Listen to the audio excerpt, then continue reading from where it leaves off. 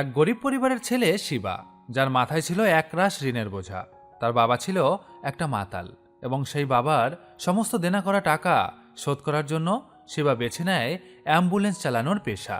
আর সেই অ্যাম্বুলেন্স চালাতে চালাতে একদিন হঠাৎ করেই তার অ্যাক্সিডেন্ট হয়ে যায় এবং অ্যাক্সিডেন্ট হওয়ার পর থেকেই শিবার জীবনটা পুরাই পাল্টে যায়।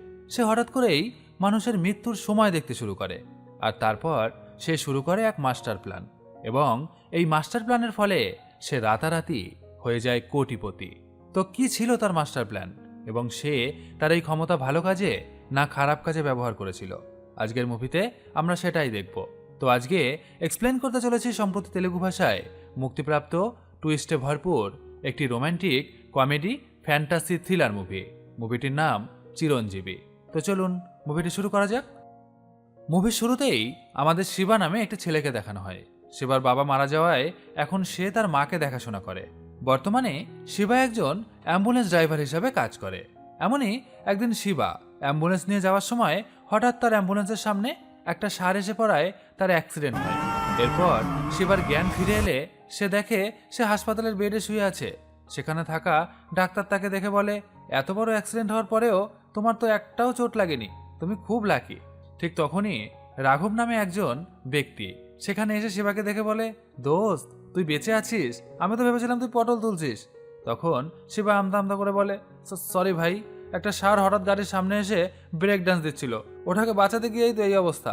রাঘব চোখ কপালে তুলে বলে, কি বলছিস? সিসিটিভি ফুটেজে তো কোনো ষাঁড় নেই, পুলিশ বলছে ফাঁকা রাস্তায় তুই নিজেই ডিগবাজি খেয়েছিস। যাই হোক, তুই যে ঠিক আছিস এটাই অনেক, এখন রেস্ট নে, সুস্থ হয়ে আবার তুই তোর রকেট চালাস। এই কথা শুনে শিবা ভাবতে থাকে, যদি সত্যিই ষাঁড় সামনে এসে থাকে তাহলে সিসিটিভিতে কেন দেখা গেল না? এই ভাবনা মাথায় নিয়ে হাসপাতাল থেকে বেরোতেই হঠাৎ শিবা লক্ষ্য করে যে সব মানুষের মাথার উপর সবুজ রঙের একটা মিটার দেখা যাচ্ছে। শিবা ভাবে, মাথায় বাড়ি খেয়ে কি পাগল হয়ে গেলাম নাকি? সে ডাক্তারকে ফোন দেয়। ডাক্তার ধমক দিয়ে বলে, এত বড় অ্যাক্সিডেন্ট থেকে বেঁচেছিস তো, তাই হ্যালোসিনেশন হতেই পারে, গিয়ে ঘুম দে, সব ঠিক হয়ে যাবে। এরপর শিবা বাসায় যাওয়ার পথে একটা বাস স্টপে দাঁড়ায়। সেখানে থাকা সব মানুষের মাথায় সবুজ মিটার দেখা যাচ্ছিল, কিন্তু মোবাইলে গেম খেলতে থাকা একজন লোকের মাথায় শিবা একটি লাল রঙের মিটার দেখতে পায়। সেখানে 5 মিনিট সময় দেখানো হচ্ছে এবং এই সময়টা খুব দ্রুত কমে যেতে থাকে। শিবা কিছুই বুঝতে না পেরে ওই লোকটার দিকে হা করে তাকিয়ে থাকে। আর এখানেই গল্পের মূল টুইস্ট। ঠিক 5 মিনিট শেষ হতেই একটা বাস এসে লোকটাকে ধাক্কা দেয় এবং সে ঘটনাস্থলেই মারা যায়। এইসব দৃশ্য দেখার পর শিবার মাথা তো কাজ করা পুরাই বন্ধ করে দেয়। আর তখনই সে বুঝতে পারে মানুষের মাথার উপর সে যা দেখছে সেটা আসলে তাদের আয়ু। এরপর সিন চলে যায় অতীতে। শহরের এক নামকরা গুন্ডা নার্সিং আন্নার লোকেরা শিবাকে মারতে চাইছে, আর সেই কারণে শিবা ভয় পেয়ে পুলিশ স্টেশনে গিয়ে আত্মসমর্পণ করে। পুলিশ তাকে গ্রেপ্তার করে সেলে ঢুকিয়ে দেয়। আর ওই একই সেলে ছিল তেজা নামে আরেকটি ছেলে। সে শিবাকে দেখে বলে, ভাই, নার্সিং আন্না আর তার লোকেরা তোকে মারতে কেন চায়? এর মানে তুই অনেক বড় মাপের কেউ, প্লিজ তোর স্টোরিটা আমাকে একটু বল না। তখন শিবা নিজের গল্প বলা শুরু করে। শিবা জন্মানোর সঙ্গে সঙ্গেই একজন স্বামীজি এসে তার বাবা মাকে বলে যায়, এই বাচ্চার জন্মকুণ্ডলী খুব শক্তিশালী, তার অনেক ক্ষমতা আসবে, সে জীবনে অনেক বড় মানুষ হবে। এই কথা বলে স্বামীজি চলে যায়। ছোটবেলা থেকেই শিবার একটা স্বভাব ছিল, সে যে কোনো কাজ খুব দ্রুত করতে চাইতো। সে বিশ্বাস করত যে তার এই গতিই তার শক্তি, তাই সে মাঝে মাঝে তার সাইকেলটাকে প্লেন ভাবতে শুরু করত। আর এত জোরে সাইকেল চালাতো যে মাঝে মাঝে সে অন্য গাড়িদেরও টেক্কা দিয়ে দিত। শিবার মা খুব উপরওয়ালাকে বিশ্বাস করত, কিন্তু তার বাবা ছিল মাতাল, মদ খাওয়ার জন্য ঋণ করত। শিবা যখন ইন্টারমিডিয়েটে পড়ছিল ঠিক তখনই তার বাবা মারা যায়। এরপর পাওনাদাররা বাড়িতে চড়াও হয়, ফলে শিবা পড়াশুনো ছেড়ে দিয়ে ছোটখাটো কাজ করে সুদের টাকা শোধ করতে থাকে। এরপর সে ফুড ডেলিভারি বয় হিসাবে কাজ করে, কিন্তু সেটাও ঠিক মতো চলেনি, কারণ সে যখন ফুড ডেলিভারি করতে যেত তখন মাঝে মাঝে কিছু ছেলেরূপী মেয়েরা তাকে তাদের রুমে টেনে নিয়ে যেতে চাইতো, তাই সে এই কাজও ছেড়ে দেয়। একদিন একজন বয়স্ক লোক শিবাকে বলে যে, শিবা, তুই তো সমস্ত কাজ খুব তাড়াতাড়ি করতে পছন্দ করিস, আমার মনে হয় তোর জন্য পারফেক্ট কাজ হলো অ্যাম্বুলেন্স চালানো, কারণ তুই ঝড়ের গতিতে রোগীদের সময় মতো হাসপাতালে পৌঁছে দিতে পারবি, আর তাতে রোগীরাও বাঁচবে আর তোর ইনকামও হবে। এই কথা শিবারও ঠিক মনে হয়। সে অ্যাম্বুলেন্স কেনার সিদ্ধান্ত নেয়, কিন্তু নিজের কাছে টাকা না থাকায় সে সিদ্ধান্ত নেয় যে সুদে টাকা নিয়ে তারপর সে অ্যাম্বুলেন্স কিনবে। তাই সিনু যাদব নামে একজন ব্যক্তির কাছ থেকে সুদে টাকা ধার নেয় সে। এরপর সে অ্যাম্বুলেন্স সার্ভিস শুরু করে। এখানেই আমাদের পরিচয় হয় দিব্যার সঙ্গে। দিব্যা শিবার মহল্লাতেই থাকতো। শিবা আর দিব্যা অনেকদিন ধরেই প্রেম করছে, শিগগিরই বিয়ে করার প্ল্যানও আছে তাদের। তো এই নতুন অ্যাম্বুলেন্স কিনে শিবা দিব্যাকে অ্যাম্বুলেন্সটি দেখাচ্ছিল। আর ঠিক তখনই এক রোগীর পরিবার তাকে কল করলে শিবা সেই রোগীকে নিয়ে হাসপাতালে পৌঁছে দেওয়ার জন্য সেখান থেকে চলে যায়। আর এভাবেই কিছুদিন কেটে যায়।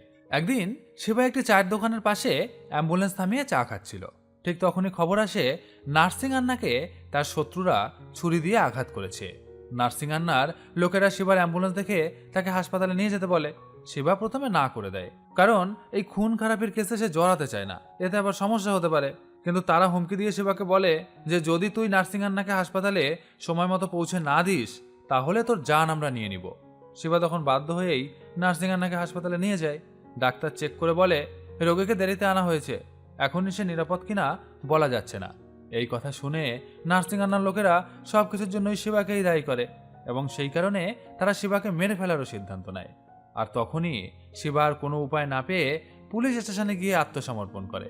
সব শুনে তেজা বলে, ধুর বেটা, ভাবলাম তোর গল্প কেজিএফ এর মতো হবে, এটা দেখছি শুধুই ঋণ আর কিস্তির ঝামেলা। ঠিক তখনই বাহির থেকে খবর আসে নার্সিং আন্না এখন নিরাপদ। তার লোকেরা চলে যায়। শিবাও পুলিশের সঙ্গে কথা বলে থানা থেকে বাইরে বেরিয়ে আসে। এরপর শিবা ঠিক করে এই অ্যাম্বুলেন্সে সব নষ্টের মূল, ওটা বেচে দিয়ে সিনু যাদবকে সব টাকা শোধ করে দিব, তারপর অন্য কাজ করব। শিবা বাসায় ফিরে যায় আর গিয়ে আলমারিতে রাখা টাকা খুঁজতে গিয়ে দেখে টাকা নাই। শিবা তার মাকে জিজ্ঞাসা করে যে মা, আমি আলমারিতে যে টাকাটা রেখেছিলাম সেই টাকাটা কোথায়? শিবার মা তখন শিবাকে বলে, আমি সেই টাকা নিয়ে তোর ভালোর জন্য মন্দিরে পূজা দিয়েছি, দেখবি এতে তোর ভালো হবে, তোর ভাগ্য ফিরে যাবে। এই কথা শুনে শিবা রেগে গিয়ে বলে, এতদিন তো কত দেবতার পূজা করেছো, তাতে আমার ভাগ্য ফিরল কই? কপালে তো শুধু কষ্টই জোটে, আমার আর কিছু ভালো লাগছে না। এই বলে সে বাসা থেকে বাইরে বেরিয়ে যায় অ্যাম্বুলেন্স চালাতে। এদিকে শিবার মাও মনে মনে খুব কষ্ট পায়।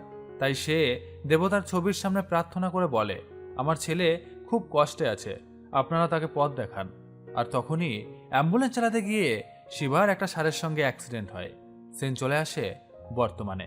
শিবা বুঝতে পারে যে এই মিটারের অর্থ হচ্ছে লাল মিটার মানে কতদিনের মধ্যে একটা মানুষ মরবে, আর সবুজ মিটার মানে সে কত বছর বেঁচে থাকবে।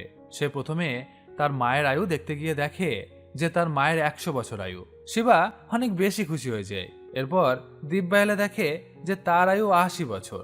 এরপর শিবা নিজের আয়ু জানতে আয়নার সামনে দাঁড়ায়, কিন্তু আয়নায় কারো আয়ু দেখা যায় না, নিজেরও না। তখন সে বুঝে যায় আয়নায় কারো আয়ু দেখা যাবে না। অন্যদিকে আমাদের প্রজা পিপুল পার্টির একজন বড় নেতাকে দেখানো হয়, যার নাম মূর্তি গারু। তার দলের এমএলএদের সঙ্গে সে একটা মিটিং করছে এবং সেখানে সিদ্ধান্ত হয়েছে যে প্রভাকর রেড্ডি নামে একজন ব্যক্তির নাম হোম মিনিস্টারের পদের জন্য দিল্লির হাইকমান্ডে তারা পাঠাতে চায়। এই খবর জানতে পেরে একই দলের হয়ে কাজ করা আর একজন ব্যক্তি, যার নাম রাজন্না, সে এসে সবাইকে ভয় দেখিয়ে হোম মিনিস্টারের পদের জন্য নিজের নামই হাইকমান্ডে পাঠানোর ব্যবস্থা শুরু করে। অন্যদিকে শিবার মাথায় একটা বুদ্ধি আসে। সে মনে মনে ভাবতে থাকে যে তার কাছে যে পাওয়ারটা এসেছে, এই পাওয়ারের মাধ্যমে সে তো চাইলে অনেক টাকা উপার্জন করতে পারে। মানে তার এই পাওয়ারের মাধ্যমে তো কারা খুব তাড়াতাড়ি মারা যাবে সেটা আগে থেকেই জানা যায়। তাই তাদের সঙ্গে কথাবার্তা বলে যদি তাদের মৃত্যুর হাত থেকে বাঁচানো যায় তাহলে তো সে অনেক টাকা উপার্জন করতে পারবে। আর যেমন ভাবনা ঠিক তেমনই কাজ। শিবা লেগে পড়ে সেই সব মানুষকে বাঁচানোর জন্য যাদের মাথার উপর লাল বাতি জ্বলছে। কিন্তু কপাল খারাপ থাকলে যা হয়, সে যতই সেসব লাল বাতি জ্বালা মানুষদের বাঁচানোর চেষ্টা করুক না কেন, যখন তাদের মরার টাইম চলে আসে তখন শিবা তাদের কোনোভাবেই বাঁচাতে পারে না। আর সেই কারণে সে বুঝে যায় যে তার কাছে যে পাওয়ার রয়েছে সেই পাওয়ার দিয়ে সে কাউকে বাঁচাতে পারবে না। তাই সে মন খারাপ করে আবার তার বাসার দিকে ফিরতে শুরু করে। আর তখনই সে দেখতে পায় প্রজা পিপুল পার্টি ইলেকশনে জিতে যাওয়ার কারণে ওই পার্টিরই একজন নেতা, যার নাম সত্যি পাইলভান, তার লোকেদের নিয়ে রাস্তায় রাস্তায় উৎসব করে বেড়াচ্ছে। ঠিক তখনই শিবা দেখে সত্যি পাইলভানের মাথায় লাল মিটার, মানে সে আর 7 দিনের মধ্যেই মারা যাবে। আর এরপর শিবা বাসায় ফিরে যায়। আর তখন সে লক্ষ্য করে যে দিব্যা আর তার বাবা মা খুব চিন্তায় আছে। শিবা দিব্যাকে জিজ্ঞাসা করে যে দিব্যা কি হয়েছে। দিব্যা তখন বলে, এই সত্যি পাইলভান আমার বাবাকে টাকা ধার দিয়েছিল এবং শর্ত দিয়েছিল যে সময় মতো যদি আমার বাবা টাকা শোধ দিতে না পারে তাহলে সে আমাদের বাসা পুরা দখল করে নিবে। আর আজকেই তার শেষ দিন ছিল। এখন ওই হারামি আমাদের বাসাটা নিজের করে নিতে চাইছে। সে আমাদের মাত্র 2 দিন সময় দিয়ে গেছে। যদি এর মধ্যে আমরা টাকা তাকে ফেরত দিতে না পারি তাহলে সে আমাদের বাসা নিজের দখলে নিয়ে নিবে। এই কথা শুনে শিবা মনে মনে ভাবে যে সত্যি পাইলভান তো রবিবারের মধ্যেই মারা যাবে। তাই সে একটা মাস্টার প্ল্যান বানায়। দিব্যাকে নিয়ে সে সত্যি পাইলভানের ডেরার কাছে যায়। আর তারপর দিব্যাকে বাহিরে রেখে শিবা ঢুকে যায় সত্যি পাইলভানের ডেরায়।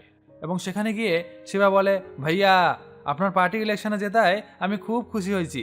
আমি আপনার বড় ফ্যান। আমি দিব্যাদের পাশের বাসাতেই থাকি। আপনার নজর পুরা কলোনির উপর পড়েছে আমি বুঝতে পেরেছি। তাই একে একে সব বাসা আপনি দখল করছেন। কিন্তু ভাইয়া আমি থাকতে আপনি কেন কষ্ট করবেন? আমি আপনার এই কাজটা আরো সহজ করে দিব। এই কলোনিটা পুরোপুরি আপনার নামে লিখে দিতে আমি সবাইকে রাজি করাবো। এটা আমার দায়িত্ব। তবে এখনই 20 লক্ষ টাকা আমার লাগবে। এই টাকা দিয়ে আমি প্রথমে সবাইকে কাছে টেনে নিব, কাগজে সই করাবো। আপনি চাইলে রবিবারের পরের দিন অর্থাৎ সোমবারই আমি আপনাকে এই সমস্ত কাগজপত্র জমা দিয়ে দিব। এই কথায় সত্যি পাইলভানও রাজি হয়ে যায় এবং সে একটি এগ্রিমেন্ট লেখায়। আর সেই এগ্রিমেন্টে নিজেও সই করে। তবে ওই এগ্রিমেন্টে একটা শর্ত দেওয়া ছিল যে সোমবার যদি পুরো কলোনির কাগজ তার হাতে শিবা না দিতে পারে তাহলে এই 20 লক্ষ টাকার সঙ্গে সঙ্গে শিবার নিজের বাসাটাও ওই সত্যি পাইলভানের নামে লিখে দিতে হবে। শিবা তো জানে যে ওই পাগলা তো রবিবারের আগেই মারা যাবে। তাই শর্তে রাজি হয়ে নিজেও একটা সই করে টাকা নিয়ে ডেরার বাহিরে বেরিয়ে আসে। এরপর শিবা দিব্যার কাছে গিয়ে দিব্যার হাতে কিছু টাকা দিয়ে বলে, যাও তুমি ওই সত্যি ভাইকে তোমার বাবা যে টাকা ধার নিয়েছিল সেই টাকাটা শোধ দিয়ে দাও। আর তারপরে তোমার জমির কাগজ নিয়ে চলে আসো। দিব্যাও শিবার কথা মতো তাই করে। আর তারপর দিব্যা শিবাকে নিয়ে আবার বাসায় ফিরে যায়। আজকে দিব্যা অনেক বেশি খুশি। আর তখন শিবা লক্ষ্য করে যে দিব্যার বাবার মাথায়ও লাল মিটার জ্বলছে। আর সেই মিটারে যে টাইম দেওয়া আছে সেই টাইম অনুযায়ী দিব্যার বাবা আর মাত্র 2 দিন বাঁচবে। শিবা তখন দিব্যার হাতে আরো কিছু টাকা দিয়ে বলে, এই টাকাটা রাখো। এই টাকাটা তোমার খুব শীঘ্রই কাজে লাগবে। এই বলে সে চলে যায় সিনু যাদবের কাছে। সিনু যাদবের কাছ থেকে ধার নেওয়া টাকা শোধ করতে। কারণ সে তো চাইলেই দিব্যার বাবাকে বাঁচাতে পারবে না। তাই কাউকে দিব্যার বাবার মৃত্যুর এই কথাও সে বলেনি। অন্যদিকে সিনু যাদব সত্যি পাইলভানের উপর ভীষণ রেগে আছে। কারণ সত্যি পাইলভান সবসময় সিনু যাদবের সমস্ত কাজে বাধা দিয়ে আসছে। এমনকি সিনু যাদব ওই সত্যি পাইলভানের জন্যই পার্টিতে বড় কোনো পদও পাচ্ছে না। তাই সিনু যাদব ঠিক করে যেভাবেই হোক সত্যি পাইলভানকে মারতেই হবে। এই কথা চলাকালীনই শিবা সেখানে এসে সব শুনে ফেলে। সে বুঝে যায় সত্যি পাইলভান তো রবিবারেই মারা যাবে। তাই শিবা মনে মনে ভাবে যে এই সুযোগটা তার কাজে লাগাতেই হবে। সে প্রথমে সিনুর টাকা শোধ করে। তারপর বলে, ভাইয়া তোমার ব্যবসায় বাধা দেওয়া এই সত্যি পাইলভানকে আমি নিজেই মেরে ফেলবো। এই কথা শুনে সিধু যাদব হাসে এবং বলে, আরে তুই তো বাচ্চা ছেলে, ওকে তুই কিভাবে মারবি? অ্যাম্বুলেন্স চালানো আর মানুষ মারা এক জিনিস নয়। এসব আমার উপর ছেড়ে দে, এটা আমি বুঝে নিব। তখন শিবা বলে, আমার উপর বিশ্বাস না হলে একটা কথা ভালো করে শুনে রাখো। আমি যাকে ভালোবাসি মানে দিব্যা, ওর বাবাকে মারার জন্য আমার কাছে একটা বড় ডিল এসেছে। পরশু সকালে সে মারা যাবে। কিভাবে মরবে কেউ জানবে না। আমাকে দেখে তোমাদের ভদ্র মনে হতে পারে, কিন্তু আমার ভেতরের দানবটাকে তোমরা কেউ চিনো না, বুঝছো? পরশু সকালে আমি কি সেটা তোমরা ভালোভাবেই জেনে যাবে। এই কথা বলে শিবা চলে যায়। সিনু যাদব ভাবে ও হয়তো মজা করছে, কিন্তু 2 দিন পর দিব্যার বাবা সত্যিই মারা যায়। এই খবর পেয়ে সিনু যাদব তো পুরাই শক হয়ে যায়। আর এরপর সে দিব্যাদের বাসায় যায় এবং সেখানে গিয়ে জানতে পারে যে হ্যাঁ সত্যিই শিবা যে টাইম বলেছিল সেই টাইমেই দিব্যার বাবা মারা গিয়েছে। এরপর সিনু যাদব শিবাকে সত্যি পাইলভানকে মারার ডিল দেয় এবং জিজ্ঞাসা করে যে তুই ওকে কবে মারতে পারবি? শিবা বলে রবিবার রাতেই। এরপর ডিলের টাকা হিসাবে সিনু যাদব শিবাকে 1 কোটি টাকা দেয়। আর এভাবেই রবিবার চলে আসে। রবিবার রাতে শিবা আসলে কিভাবে সত্যি পাইলভানকে মারবে তা জানার জন্য সিনু যাদব তার লোকেদের মধ্যে একজনকে শিবার বাসার কাছে আর একজনকে সত্যি পাইলভানের বাসার কাছে নজর রাখতে বলে। এদিকে শিবা সে তো বাসায় বসেই সত্যি পাইলভানের মরার অপেক্ষা করতে থাকে। আর ঠিক তখনই সে দেখতে পায় যে তার বাসার বাহিরে সিনু যাদবের লোক তাকে লক্ষ্য করছে। শিবা তখন মনে মনে একটা প্ল্যান বানিয়ে নেয়। সে তার বাসায় বসেই বিভিন্ন রকম মন্ত্র পাঠ করতে থাকে, যাতে সিনু যাদবের লোক বোঝে যে শিবা কালা জাদু করছে।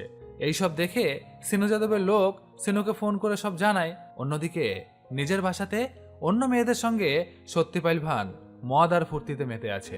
তবে কিছুক্ষণের মধ্যেই হঠাৎ সে রক্তবমি করতে করতে মারা যায়। এই খবর পেয়ে সিনু যাদবের লোক ফোন করে সিনুকে সব জানায়। আর তারপর থেকে সিনু যাদব বিশ্বাস করে বসে যে শিবার সত্যিই কালা জাদু করার ক্ষমতা আছে, আর সেই ক্ষমতাতেই সে সবাইকে মারছে। কিন্তু বাস্তবে তো সত্যি পাইলভানের মৃত্যু হয় চিকেন খাওয়ার সময় চিকেনের হাড় গলায় আটকে। পরদিন সকালে সিনু যাদব তার লোকেদের নিয়ে সত্যি পাইলভানের বাসায় আসে এবং তার মৃতদেহে ফুলের মালা দেয়। ঠিক তখনই এমএলএ রাজন্না সেখানে আসে। সিনু যাদব রাজন্নার পিয়ের সঙ্গে কথা বললে পিয়ে রাজন্নাকে বলে এনার নাম সিনু যাদব। সত্যি পাইলভানের পর এই এলাকায় সব থেকে বেশি ক্ষমতা এই লোকটারই আছে। অনেকদিন ধরে আমাদের পার্টিতে আসার চেষ্টা করছে। এই কথা শুনে রাজন্না সিনু যাদবকে বলে তার সঙ্গে যোগাযোগ রাখতে। এই বলে সে সেখান থেকে চলে যায়। এতে সিনু যাদব খুব খুশি হয়ে যায়। ঠিক তখনই শিবাও সেখানে এসে সত্যি পাইলভানের দেহে ফুলের মালা দেয়। সিনু যাদব শিবাকে আলাদা করে নিয়ে গিয়ে জিজ্ঞাসা করে, এই তুই আসলে ওকে কিভাবে মারলি? শিবা বলে, বস, এগুলো খুব সিক্রেট, এটা বলা যাবে না। তোমার কাজ শেষ, আর এখানেই আমাদের ডিলও শেষ। কিন্তু শিবার কালা জাদুর ক্ষমতা আছে, এটা বিশ্বাস করে ফেলা। সিনু যাদব ভয় বলে, ভাই, যদি কখনো আমাকে মারার ডিল আসে আগে আমাকে জানাবি। আমাকে মারিস না প্লিজ। আমি তোকে চাইলে আরো অনেক বেশি টাকা দেব, কিন্তু ভাই তুই আমাকে কোনোদিন মারতে চাস না। এই কথা শুনে শিবার মাথায় আর একটা আইডিয়া আসে। সে সিনু যাদবের আয়ু দেখে 100 বছর তার আয়ু।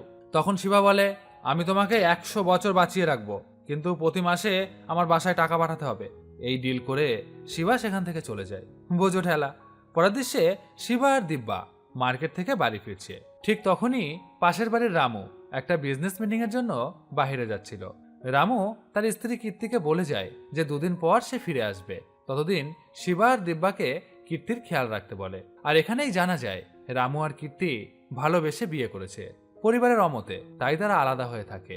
শিবা কীর্তিকে নিজের বোনের মতো দেখে, কিন্তু ঠিক তখনই শিবা দেখে যে রামুর মাথার উপর লাল মিটার জ্বলছে, মানে সে 2 দিনের মধ্যেই মারা যাবে। শিবা বহুবার রামুকে মিটিংয়ে যেতে বারণ করে, কিন্তু রামু বলে যে না, মিটিংয়ে আমাকে যেতেই হবে, কারণ মিটিংটা খুব গুরুত্বপূর্ণ। এরপর শিবা কীর্তির মাথায় তাকিয়ে দেখে যে তার মাথায় সবুজ মিটার জ্বলছে। তার আয়ু 65 বছর। আর এভাবেই 2 দিন কেটে যায়। রামু সত্যিই একটা অ্যাক্সিডেন্টে মারা যায়। তার মৃতদেহ বাড়িতে আনা হলে কীর্তি বুক ফাটা কান্নায় ভেঙে পড়ে। সব দেখে শিবারও অনেক কষ্ট হতে থাকে। সে ভাবে যে একজনের মৃত্যু আগে থেকেই জানলেও যদি তাকে বাঁচাতেই না পারি, তাহলে এই শক্তির দরকার কি? রামুর মৃত্যু সহ্য করতে না পেরে কীর্তি ঘরে গিয়ে আত্মহত্যা করে। শিবা তখন পুরাই অবাক হয়ে যায়। সে ভাবে, আরে আমি তো কীর্তির 65 বছর আয়ু দেখেছিলাম, তার তো এখন মরার কথা না। শিবার মাথায় কাজ করা পুরাই বন্ধ করে দেয়। সে কনফিউজ হয়ে পড়ে, আমি কি ভুল দেখেছিলাম, নাকি এই পরিস্থিতিটাই ভুল? ঠিক তখনই রাঘব শিবার কাছে এসে বলে, ধর্মপুরীতে নিউরোসার্জন কিরণ গারু একটা অপারেশন করছেন, কিন্তু ব্লাড ম্যাচ করছে না। বোম্বে ব্লাড গ্রুপ পাওয়া গেছে, কিন্তু 2 ঘন্টার মধ্যে ধর্মপুরীতে পৌঁছাতে হবে। আমার জানা মতে তোর চেয়ে দ্রুত অ্যাম্বুলেন্স চালাতে কেউ পারে না। প্লিজ তুই রক্তটা নিয়ে গিয়ে দে, তোর সঙ্গে সতীশও যাবে।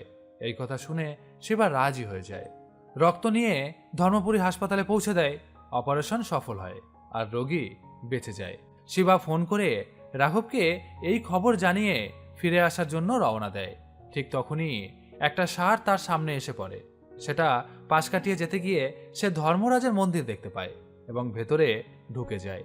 ভেতরে এক পূজারী লোকজনকে যম রাজের সম্পর্কে বলছিলেন। শিবাও দাঁড়িয়ে শোনে। পূজারী বলে, এই পৃথিবীতে যমরাজের মাত্র 2টি মন্দির আছে, একটি তামিলনাড়ুতে আর দ্বিতীয়টি তেলেঙ্গানার এই ধর্মপুরীতে। সবাই যমকে শুধু ভয় পায়, সবাই যমকে শুধু প্রাণ কেড়ে নেওয়ার দেবতা ভাবেন, কিন্তু তিনি পূজ্য, একজন মহান জ্ঞানী। তিনি সূর্য ভগবানের পুত্র এবং শনিদেবের ভাই। এই কথা শুনে একজন মহিলা প্রশ্ন করে, দেবতা তো আশীর্বাদ দেন, সাহায্য করেন, কিন্তু প্রাণ কেন কেড়ে নেয়? পূজারী বলেন, এটা তার কর্তব্য মা। যখন মানুষের আয়ু শেষ হয় তিনি শুধু আত্মাটাকেই নিয়ে যায়। ব্রহ্মা কেবল আয়ু লেখেন। আয়ু বাড়া কমা মানুষের পাপ পুণ্যের উপর নির্ভর করে, আর তারপরই সেই পূজারী একটা গল্প বলতে শুরু করে। একদিন 50 জন মানুষ বাসে করে কাশীর উদ্দেশ্যে যাচ্ছিল। পাহাড়ি এলাকায় পৌঁছালে বাসের সামনে বজ্রপাত শুরু হয়ে যায়। ড্রাইভার বাস থামিয়ে দেয়, কিন্তু যেখানে বজ্র পড়ে সেখানেই বারবার বজ্রপাত হতে থাকে। বাস পিছনে নিয়ে গেলে পিছনের দিকেও বজ্রপাত হতে থাকে। কোনো দিকেই যাওয়ার উপায় না পেয়ে সবাই ভয় কাঁপতে থাকে। তখন বাসের এক বৃদ্ধ বলে, আমার মনে হয় এই বাসে কারো আয়ু শেষ হয়ে গেছে, তাই যম বজ্ররূপে প্রাণ নিতে এসেছেন। কিন্তু আমাদের মধ্যে কিছু পুণ্যবান মানুষ আছে, তাদের পুণ্যের ফলেই বজ্র বাসে পড়ছে না। কিন্তু যতক্ষণ না যার আয়ু শেষ হয়েছে সে মারা যায়, ততক্ষণ বজ্র থামবে না। তাই সবাই একে একে বজ্রের নিচে গিয়ে দাঁড়ায়। যার আয়ু শেষ তার উপরেই বজ্র পড়বে। সবাই রাজি হয়ে যায়। একজন একজন করে 49 জন গিয়ে সেখানে দাঁড়ায়, কিন্তু কারো উপর বজ্র পড়ে না। যখন ওই বাসে থাকা শেষ মানুষটির পালা আসে, তখন সে সবার সামনে হাত জোর করে বলে যে আমাকে প্লিজ ওখানে পাঠাবেন না, আমার স্ত্রী আছে, সন্তান আছে, সে খুবই ছোট, আমাকে ছাড়া তারা বাঁচতে পারবে না, আমি ওখানে কিছুতেই যাব না। তখন সবাই ভাবে যে ওই সেই লোক, তাই জোর করে তাকে বাস থেকে নামিয়ে সামনে পাঠায়। আর এখানেই ভয়ঙ্কর টুইস্ট। ওই লোকটি বাস থেকে নেমে যাওয়ার পর ওই লোকটির উপর কোনো বজ্র পড়ে না, বরং বাসের উপর বজ্র পড়ে। বাসের ভেতরের 49 জনই মারা যায়। মানে এই সেই পুণ্যবান লোকটি, এবং যার এখনো আয়ু শেষ হয়নি। তাই এতক্ষণ সে বাসের ভিতর থাকার জন্য ওই 49 জনের প্রাণ একসাথে নিতে পারছিল না। কিন্তু ওই লোকটি বাসের বাহিরে বেরিয়ে আসার পরেই যমরাজ তাদের প্রাণ নিয়েছেন। পূজারী বলে, শুধু নিজের পুণ্য নয়, পাশের মানুষের পুণ্যও আপনার ভাগ্য বদলাতে পারে। যমের সঙ্গে আপনার আয়ুর সম্পর্ক নেই। মন থেকে যমকে বিশ্বাস করুন, তিনি সবাইকে আশীর্বাদ করবেন। এরপর পূজারী সবার কপালে তিলক লাগান। যখন শিবার কপালে তিলক দেন, তখন পূজারী বুঝে যায় যে এই শিবা কোনো সাধারণ মানুষ নয়। তাই সে শিবাকে বলে, দেবতার কৃপায় যে শক্তি কারো হয় না তা তুই পেয়েছিস, এই শক্তি মানুষের উপকারের কাজে লাগা। শিবা বলে, যে শক্তি দিয়ে আমি কাউকে বাঁচাতে পারি না, সেই শক্তি আমার কাছে থাকার কি দরকার? পূজারী বলে, আমরা মানুষ, চেষ্টা করা আমাদের দায়িত্ব, ফল উপরওয়ালা দেন। ভালো মানুষ সাথে থাকলে আয়ু বাড়ে, খারাপ মানুষ সাথে থাকলে কখনো মৃত্যু অথবা বিপদ আসে। তুই চেষ্টা করে যা, তোর চেষ্টায় হয়তো কেউ না কেউ একদিন বেঁচে যাবে। এই কথা শোনার পরে শিবা সেখান থেকে চলে যায়। আর এরপর কেটে যায় আরও কয়েকটা দিন। একদিন সিনু যাদব এমএলএ রাজন্যার সঙ্গে দেখা করতে তার বাসায় যায়। অন্যদিকে শিবা আর দিব্যা মার্কেটে গেলে শিবা লক্ষ্য করে অনেক স্কুলের বাচ্চা আর তাদের শিক্ষকদের মাথায় একসঙ্গে লাল মিটার জ্বলছে। এটা দেখে শিবা তো পুরাই শকড হয়ে যায়। এতজনের মাথায় একসঙ্গে লাল মিটার কেন? তাদের সঙ্গে কথা বলে সে জানতে পারে সবাই আগামীকাল হতে যাওয়া এমএলএ রাজন্যার মিটিংয়ে যোগ দিতে এসেছে। এই কথা শুনে শিবার সন্দেহ হয় মিটিংয়ের জায়গাতেই কিছু একটা ঘটতে চলেছে, হয়তো সেখানেই এই সমস্ত নিষ্পাপ শিশুরা মারা যাবে। সে মিটিং সম্পর্কে পুরা ইনফরমেশন জোগাড় করে জানতে পারে যে মোট 5000 জন এই মিটিংয়ে যোগ দিবে। শিবা মিটিং গ্রাউন্ডে গিয়ে সবকিছু ভালো করে দেখে। তার মনে হয় এখানে হয়তো বোমা রাখা হয়েছে। এত মানুষকে বাঁচাতে হলে মিটিংটাই বন্ধ করতে হবে। কিন্তু সেই মিটিং বন্ধ করবে কি করে? সে তৎক্ষণাৎ পুলিশ স্টেশনে গিয়ে অফিসারকে জানায় আগামীকাল মিটিংয়ে ভয়ঙ্কর কিছু ঘটতে চলেছে, অনেক মানুষ মারা যাবে, দয়া করে মিটিং বন্ধ করুন। কিন্তু পুলিশ অফিসার তার কথা সিরিয়াসলি নেয় না। তখন শিবা একটা বড় রিস্ক নেয়।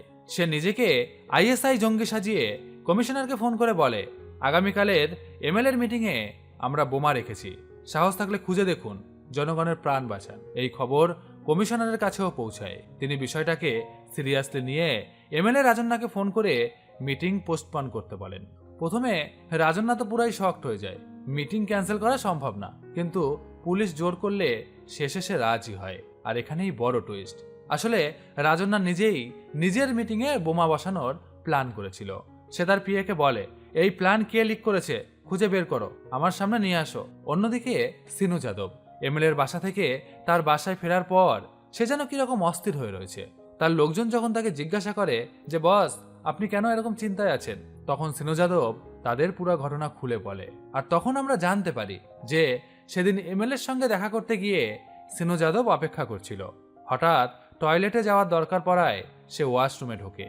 আর ঠিক তখনই এমএলএ আর তার পিএ এবং আরও একজন ব্যক্তি সেখানে কথা বলছিল। হোম মিনিস্টার হতে হলে হাইকমান্ডের সহানুভূতি দরকার। তার জন্য নিজের মিটিংয়ে বোমা বিস্ফোরণ ঘটাতে হবে, অনেক মানুষ মরবে, আর সে নিজে সামান্য আহত হয়ে বেঁচে যাবে এবং পার্টির তার উপরে একটা সহানুভূতি তৈরি হবে। সব কথা ওয়াশরুমে থাকা সিনু যাদব শুনে ফেলে, কিন্তু সে কিছু না শোনার ভান করে বাহিরে চলে যায়। তবুও এমএলএর সন্দেহ হয়।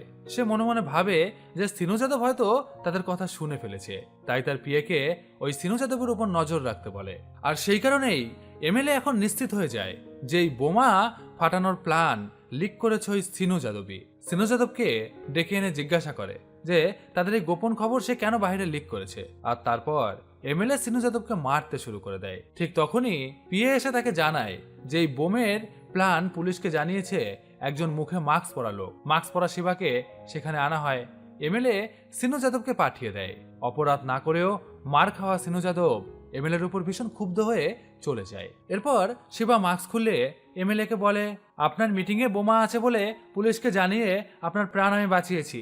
এমএলএ রেগে বলে, বোমাটা বসিয়েছি আমি নিজেই, আমার পুরো প্ল্যান তুই নষ্ট করে দিয়েছিস। এমএলএ হতে আমি আমার বাবাকে মেরেছি, আর মন্ত্রী হওয়ার জন্য আমি যে কাউকে মারতে পারি। এই বলে সে শিবাকে মারতে শুরু করে দেয়। শিবা তখন কিভাবে নিজেকে বাঁচাবে কিছুই বুঝতে পারে না। আর ঠিক তখনই শিবা লক্ষ্য করে যে ওখানে থাকা একটা লোক আর কিছুক্ষণের মধ্যেই মারা যাবে, কারণ তার মাথায় লাল মিটার জ্বলছে। শিবা তখন এমন ভাব করে যে সে কালা জাদু করছে। এরপর সেই লোকটার দিকে তাকিয়ে বিভিন্ন মন্ত্র পাঠ করতে থাকে, আর একটু পরেই সেই লোকটি মারা যায়। এই দৃশ্য দেখে এমএলএ খুব ভয় পেয়ে যায়। সে তখন তার লোকজন নিয়ে শিবার কাছে গিয়ে বলে, বাবা আমাদের ভুল হয়ে গেছে, আমাদের ক্ষমা করে দাও, তোমাকে আমরা চিনতে পারিনি। আর তারপর তারা শিবাকে ছেড়ে দেয়। শিবাও কোনোরকম নিজের প্রাণ বাঁচিয়ে ভয় ভয় বাসায় ফিরে আসে। দিব্যাকে ফোন করে জিজ্ঞাসা করে যে মিটিংয়ে আসা বাচ্চারা সবাই নিরাপদ তো? দিব্যা বলে, হ্যাঁ সবাই নিরাপদ, আমি সবাইকে বাসায় পাঠিয়ে দিচ্ছি। এটা শুনে শিবা একটা আলাদাই শান্তি পায়। এতদিন পর তার এই পাওয়ার সে কোনো ভালো কাজে লাগাতে পেরেছে। ঠিক তখনই টিভি নিউজে দেখানো হয় এমএলএ রাজন্যার সব অবৈধ কাজের ভিডিও লিক হয়েছে। পার্টি তাকে সাসপেন্ড করছে, আর পুলিশ তাকে অনেক কেসে গ্রেপ্তার করেছে। আসলে শিবাকে মারধরের সময় এমএলএ নিজেই সব অপরাধ স্বীকার করেছিল, আর সিনু যাদব লুকিয়ে লুকিয়ে সেই ভিডিও করে মিডিয়ার পুলিশের হাতে দিয়ে দিয়েছে। এরপর সিনু যাদব এসে শিবাকে জানায় যে সত্যি পালভান মারা যাওয়ার পর এবং রাজন্যা জেলে যাওয়ার পর সে বর্তমানে এমএলএ হতে চলেছে। এই বলে সে এখান থেকে চলে যায়। এদিকে শিবা, সে তো তার পাওয়ার ব্যবহার করে সিনু যাদবের কাছ থেকে কোটি কোটি টাকা নিয়ে নিয়েছে এবং সে বর্তমানে কোটিপতি। তাই সে মনে মনে ভাবতে থাকে যে খুব শীঘ্রই বিয়ে করে সে বড় একটা কোম্পানি খুলবে এবং সেখানে সেই হবে ওই কোম্পানির বস, এবং এখন থেকে এই পাওয়ার সে আর কোনো খারাপ কাজে লাগাবে না। ঠিক তখনই শিবার জন্মের সময় ভবিষ্যৎ বলেছিল যে স্বামীজি সে আবার শিবার সামনে আসে। শিবা তার আয়ু দেখতে চায় কিন্তু দেখতে পায় না। স্বামীজি বলে, নিজের কাজের জন্য দেবতার দেওয়া শক্তি ব্যবহার করছিস, তোর মধ্যে আরো অনেক শক্তি আছে, এগুলো মানুষের কল্যাণে ব্যবহার করার সময় এসেছে। এই বলে স্বামীজি শিবাকে নিয়ে চলে যায়। আর এখানেই মুভিটা শেষ হয়ে যায়। তো কেমন লাগলো আজকের মুভিটি অবশ্যই কমেন্ট করে জানান। ভালো লাগলে লাইক করুন, সাবস্ক্রাইব করুন এবং বন্ধুদের সাথে শেয়ার করে দিন। খুব শীঘ্রই আসছি আর একটা নতুন ভিডিও নিয়ে। ততক্ষণের জন্য সবাই খুব ভালো থাকবেন। টাটা।